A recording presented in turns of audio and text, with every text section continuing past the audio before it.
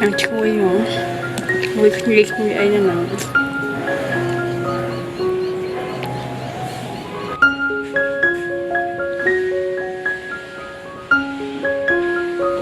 xe này ở này ngày nay dân mà phơi bằng ép nung y hay thường xong im nhiên mà sao đừng co ta nở tít đốn nháy là ngố bẩn knoll o xem nhạc phơi nông dân nắng hay nắng score của hòm score thế nào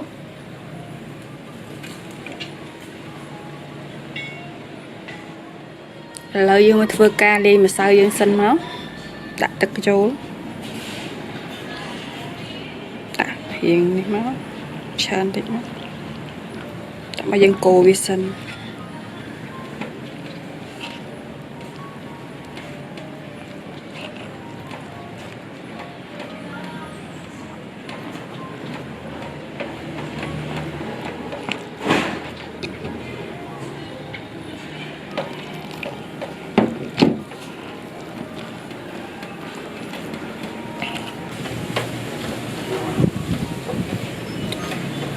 nông dân sập lỗ nó sập cho mũi tật á tay của ai nông dân nó hiểu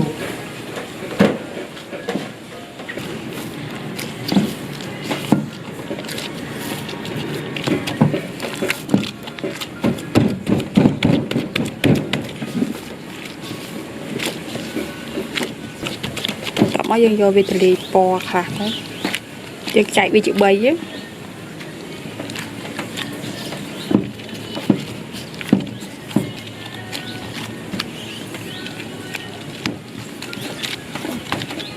là do qua với mà đạn tịt nó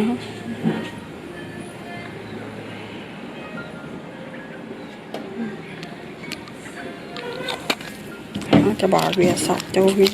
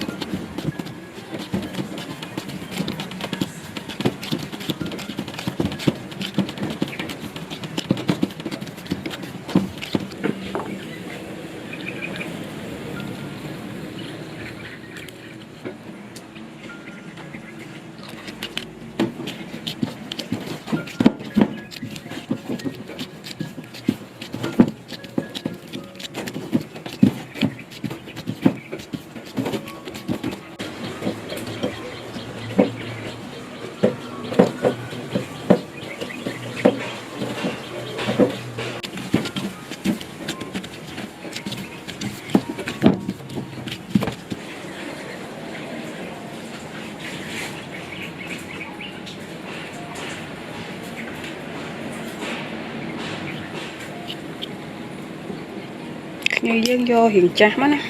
vô hay cha là cái hờ bị chui không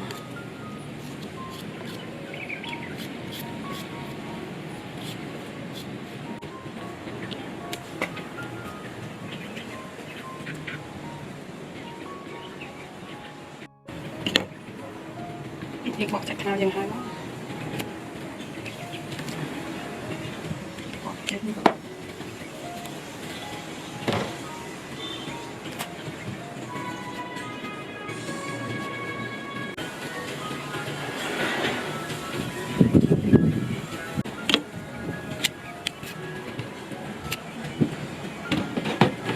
đâu vô ta liền tắt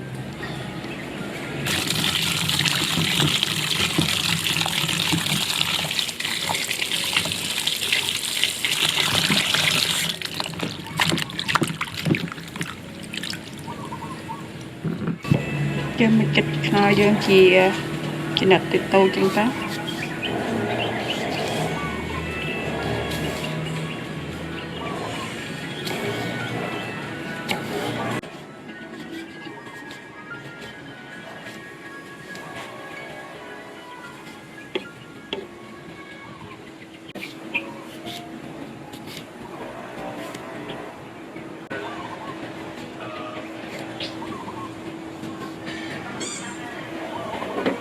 dân hành nghe chị bật té nó hiểu thông thông tới cả ba là tại vì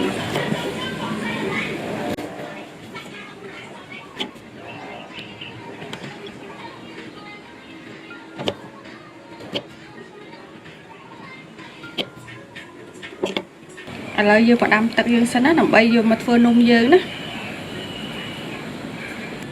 ពេលដែលយើងចាំទឹកយើងហ្នឹងយើងមួវាបដាបដាហើយទៅស្រួលវាឆ្អិនតន់វាល្អ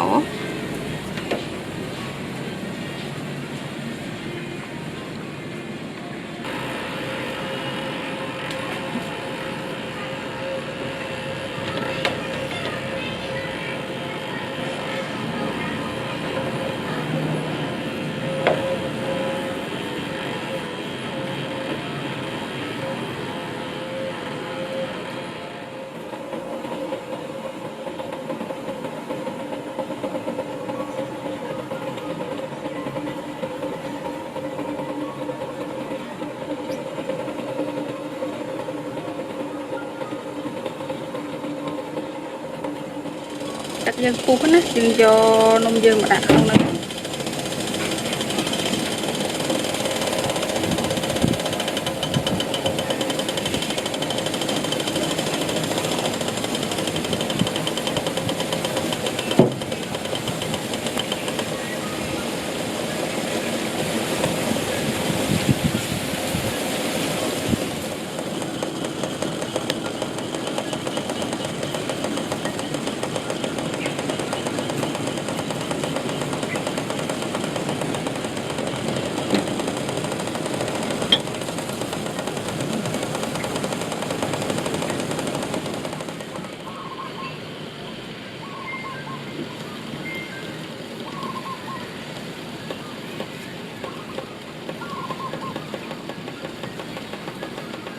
Còn nôm dương đáy mà dương xoảng bán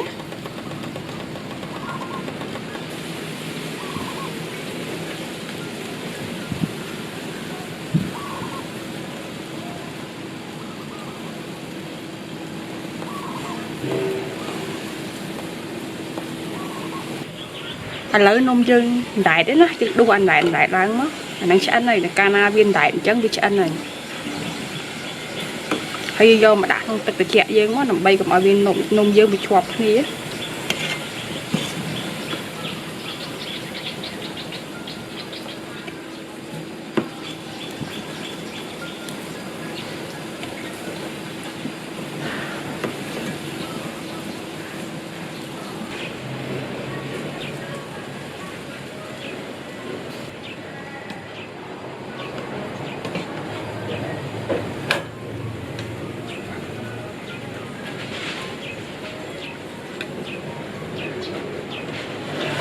lấy mình phải tắt tí đồ nó chạy tí đồ như thế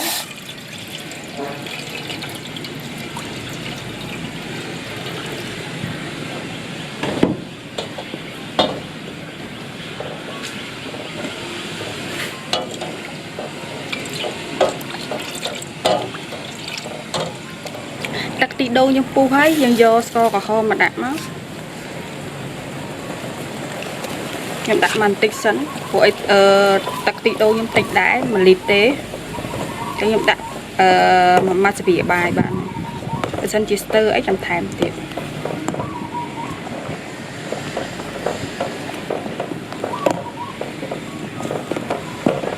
cô về lìa tới chứ cô score lì thấy đặt ngay châu lắm hãy đặt vào tích thôi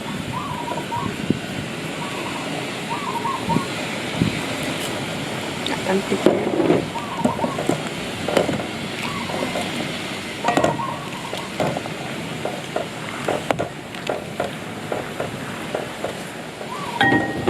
các mấy người đặt nông y dân châu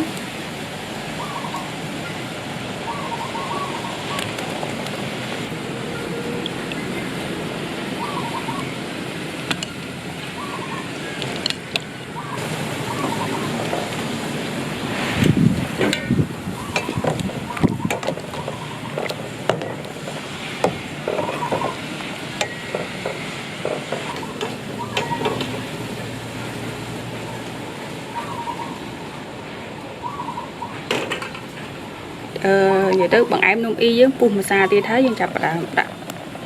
nồi trồ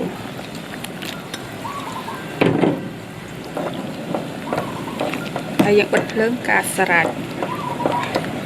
ពុកខ្នុរយើងបាច់ឆ្អិនក៏បានដែរព្រោះអីយើងញ៉ាំធម្មតាបានណាអញ្ចឹងប៉ុណ្ណឹងបានណាបាច់ឲ្យវាលួយពេកទេអែមយើងរួចរាល់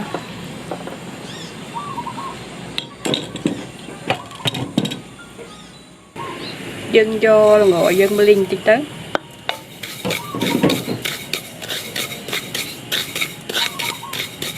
ដាក់ឲ្យអែមយើងរៀងឈ្ងុយដាក់ពីក្រៅ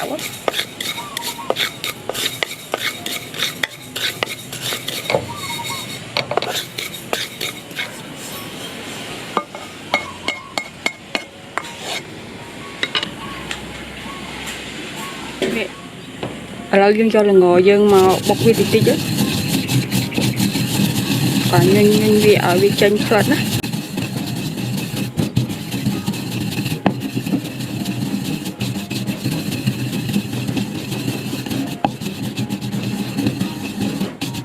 វាទៅបង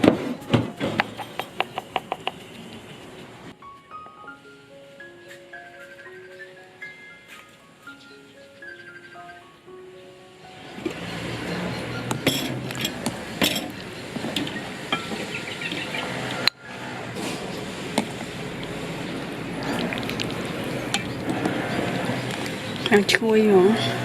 chui chui ấy nên là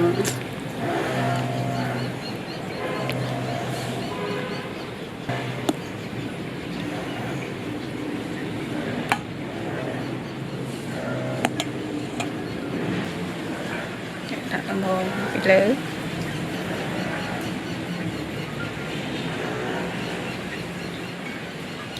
vậy rồi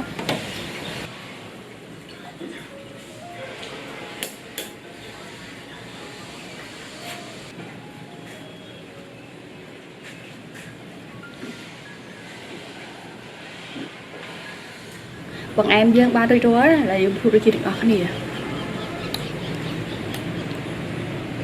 ngon